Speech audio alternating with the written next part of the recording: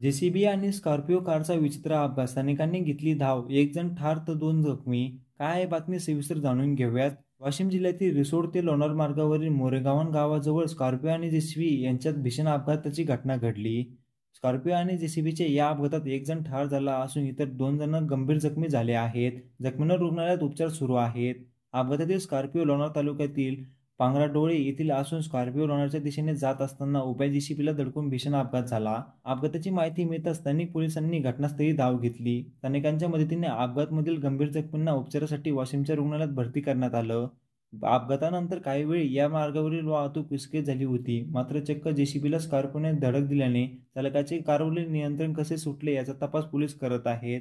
दरम्यान अपघातानंतर स्थानिकांनी घटनास्थळी धाव घेतली. मदतीसाठी पुढाकार घेतल्याचे दिसून आले. रात्रीच्या सुमारास अपघात झाल्याने मदतीसाठी अडथळे येत होते. दरम्यान अपघातामध्ये स्कॉर्पिओचा नंबर MH28V9293 आहे.